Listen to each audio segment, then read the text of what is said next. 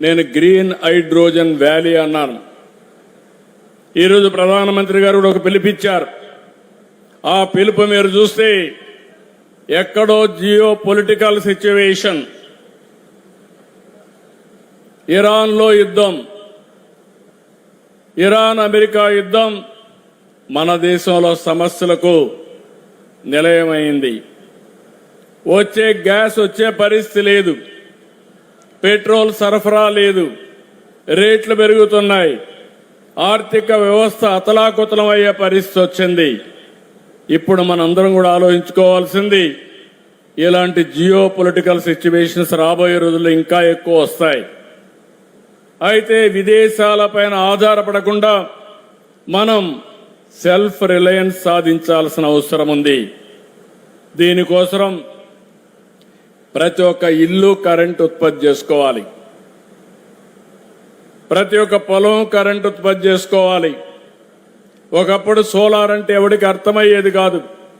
15 సంవత్సరాల కంటే ముందు నేను ఒక మాట చెప్పాను, భవిష్యత్తులో సోలార్ రెవల్యూషన్ వస్తుంది, రెన్యూవబుల్ ఎనర్జీ వస్తుంది, ₹1.50 నుంచి ₹2 కరెంటు ఉత్పత్తి చేసే శక్తి మనకు వస్తుందంటే ఎవరు నమ్మలేదు. ఈరోజు నేను గర్వంగా చెప్పగలుగుతున్నా, ₹2.40కు 50 పైసలకి యూనిట్ కరెంట్ ఉత్పత్తి చేసే పరిస్థితికి వచ్చాం. మొట్టమొదటిసారిగా మీరు చూస్తే కరెంటు రేట్లు పెంచడం మానేసి కరెంటు రేట్లు తగ్గించే పరిస్థితికి వచ్చాం. గడచిన 5 సంవత్సరాలు 19-24 32,000 కోట్ల రూపాయలు పెంచారు, దగ్గర 9 సార్లు పెంచారు. నేను వస్తానే ఒకే మాట చెప్పాను, కరెంటు ఛార్జీలు పెంచనని చెప్పి కరెంటు ఛార్జీలు పెంచకుండా ఉన్న ప్రభుత్వం ఈ యొక్క ఎన్డీఏ ప్రభుత్వం అని చెప్పి కూడా నేను మీకు తెలియజేస్తున్నా. మీ దగ్గర నుంచి నాకు సహకారం కావాలి. ఎందుకంటే నేను 4,660 కోట్ల రూపాయలు ట్రూ అప్ ఛార్జెస్ అని అదనపు భారం వేస్తే అది కూడా ఈ ప్రభుత్వం అబ్జర్వ్ చేసి ఆ డబ్బులు కలెక్ట్ చేయకుండా చేశాం. ₹5.20 ఆవరేజ్ యూనిట్ కాస్ట్ ఉండేది ప్రొక్యూర్మెంట్ లో, అది 30 పైసలు తగ్గించాం, ₹4.90కు వచ్చాం. 5 ఏళ్లలో డిపార్ట్మెంట్కి ఒకటే టార్గెట్ ఇచ్చాను, ఇన్నోవేషన్. అదే మరి టెక్నాలజీ అడాప్షన్, గ్రీన్ ఎనర్జీ కానీ, అదే మరి ఇంకో పక్కన మీరు చూస్తే విండ్ కానీ, పంప్డ్ స్టోరేజ్ కానీ, బ్యాటరీ అన్నిటికి పోయి ₹1.30 కరెంటు ఛార్జీలు, మినిమం ₹1.20 2029కి యూనిట్ కాస్ట్ తగ్గించేదానికి శ్రీకారం చుట్టాం.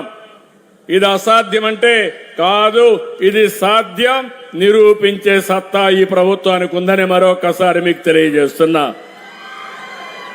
ఇలాంటివి అనేక విషయాల్లో మేము ముందుకు పోతున్నాం.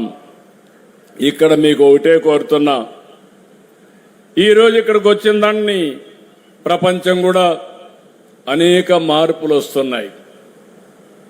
ఈరోజు మీరు ఒకసారి చూస్తే కొన్ని దేశాలు ఏజింగ్ సమస్యలతో సతమతం అవుతా ఉంది. డాక్టర్ల కంటే నర్సెస్కి ఎక్కువ డిమాండ్ ఉంది. మీరు ఆ విషయం పిల్లలు గుర్తుపెట్టుకోవాలి.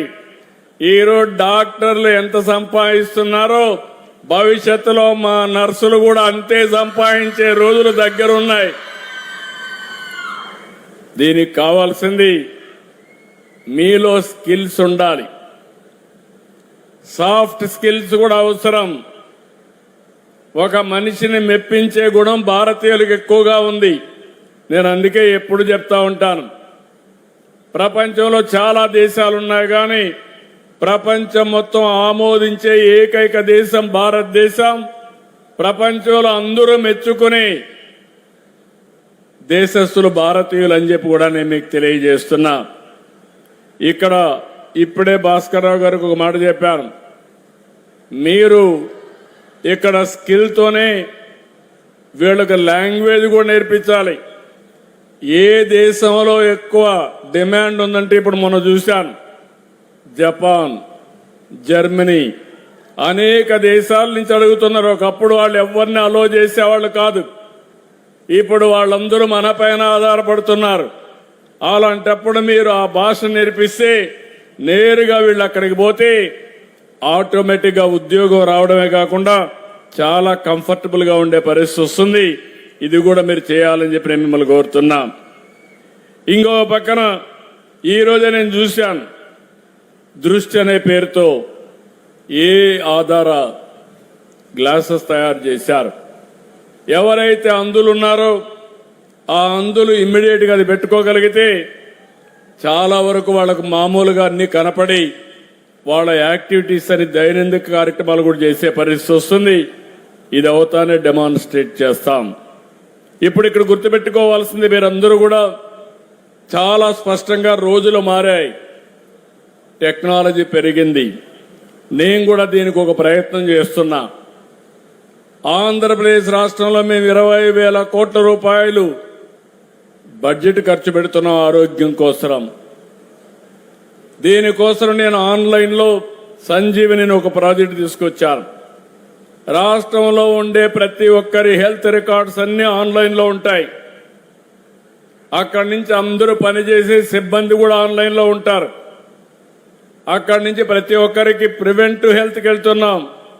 భాస్కర్ రావు గారిని కూడా ఒకటి కోరుతున్నాం, మీ హాస్పిటల్లో మీ పేషెంట్ని మీరు ట్రీట్మెంట్ ఇచ్చి డబ్బులు వసూలు చేయడమే కాకుండా వాళ్లకు ఆరోగ్యం పైన తీసుకోవాల్సిన జాగ్రత్తలు ప్రివెంటివ్ హెల్త్ గాని మీరు చేయగలిగితే that is the biggest contribution for the country. దానికి మీరు శ్రీకారం చుట్టాలి. మనందరి ఆరోగ్యం మీరు చూస్తే మనం తినే తిండి, ఇక్కడ ఈ మీటింగ్ లో చెప్పాలి కూడా చెప్తున్నా, ఎప్పుడు బాబా రామ్దేవ్ చెప్తా ఉంటాడు, మనిషికి ఆవరేజ్ జీవితం 120 సంవత్సరాలు. కానీ మనందరం ఏం చేస్తున్నామంటే 120 సంవత్సరాల్లో తినవలసిన తిండి 40 ఏళ్ళు తినేస్తున్నాం. దానివల్ల అనారోగ్య సమస్యలు వస్తున్నాయి. రెండోది, ఒకప్పుడు మనం శారీరక కష్టాలు చేసేవాళ్ళం, ఆరోగ్యం చాలా బాగుండేది. ఊర్లలో మనం చూస్తే వ్యవసాయ పనులు, ఇంటి పనులు అన్ని చేసుకునేవాళ్ళం. ఇప్పుడు పని చేయడం మానేశాం. పని చేస్తే మానేయడం ఓకే, కానీ కనీసం నడవడం కూడా మానేశాం. దీంతో అనారోగ్య సమస్యలు వస్తున్నాయి. మనిషికి కావాల్సింది లిమిటెడ్గా పౌష్టికాహారం కావాలి. రెండోది, ఇంకొక పక్క కూడా నేను చూస్తే, అది కూడా నేను ఇప్పుడు ఒక ఎక్సర్సైజ్ చేస్తాను ప్రధానమంత్రి గారు చెప్పిన తర్వాత. ముందుగానే ఒకప్పుడు మనం అందరం కావాల్సిన తిండి మనమే పండించుకునేవాళ్ళం. అందులో ఎరువులు వేసేవాళ్ళం కాదు, యూరియా అవన్నీ వేసేవాళ్ళం కాదు, క్రిమి సంహారక మందులు కొట్టేవాళ్ళం కాదు. ఇప్పుడు మనం తినే తిండి యూరియా, ఫుల్గా యూరియా వేసి బంపర్ క్రాప్ పండించి కడాన మనం యూరియా తినే పరిస్థితికి వచ్చాం. దీనివల్ల క్యాన్సర్ విపరీతంగా వచ్చే పరిస్థితి వస్తూ ఉంది. అందుకే నేను నేచురల్ ఫార్మింగ్కి వెళ్తున్నాను. ఇలాంటి వినూత్నమైన కార్యక్రమాలు చేసినప్పుడు ఈ సంజీవిని ప్రాజెక్టులో నా ఆలోచన ఒకటే, అందరి ఆరోగ్యాన్ని కాపాడే బాధ్యత ఈ ప్రభుత్వం తీసుకుంటాం. దీనివల్ల ఎక్కడికక్కడ మీరు ఒకసారి చూసినప్పుడు ఇది కానీ నేను సక్సెస్ చేయగలిగితే నా హెల్త్ బడ్జెట్ తగ్గుతుంది. సంవత్సరం పెరుగుతా ఉంది. అదే సందర్భంలో ప్రజల ఆరోగ్యం కూడా చాలా వరకు దిగజారిపోయే పరిస్థితికి వచ్చింది. దీనికోసం ఈ ప్రాజెక్ట్ని ప్రపంచంలో ఉండే అందరిని మేధావులు ఇన్వాల్వ్ చేస్తున్నా, ప్రపంచానికి ఒక నమూనాగా ఆంధ్రప్రదేశ్ నుంచి మనం ఇచ్చే పరిస్థితికి వచ్చాం.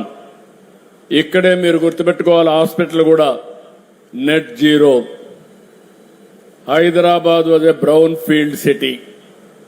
2 సిటీసులు ఉండేటివి హైదరాబాద్లో, ఒక పక్క సికింద్రాబాద్, ఒక పక్క హైదరాబాద్. నేను వచ్చిన తర్వాత సైబరాబాద్ నిర్మాణానికి శ్రీకారం చుట్టాను, నాలెడ్జ్ ఎకానమీకి శ్రీకారం చుట్టా, స్ట్రాంగ్ ఫౌండేషన్ వేసా. ఈరోజు దేశంలో highest per capital income Telangana రాష్ట్రం, మోస్ట్ లివబుల్ సిటీ హైదరాబాద్. కానీ ఈరోజు నేను ఆలోచించేది భవిష్యత్తులో హైదరాబాద్ ప్లస్ అమరావతి. హైదరాబాద్ కంటే మెరుగైన సిటీ అమరావతి తయారవుతుంది. ఇక్కడ అన్ని వస్తువులు ఉన్నాయి. మొట్టమొదటిసారిగా ఇక్కడుండే రైతాంగాన్ని అభినందిస్తున్నా. ఒక స్ఫూర్తిదాయకంగా ముందుకొచ్చారు. ప్రపంచంలో ఎక్కడా జరగలేదు. 29,000 మంది రైతులు 33,000 ఎకరాల భూమి స్వచ్ఛందంగా ముందుకొచ్చి ల్యాండ్ పూలింగ్ లో ఇచ్చారంటే ఇది ఒక చరిత్ర.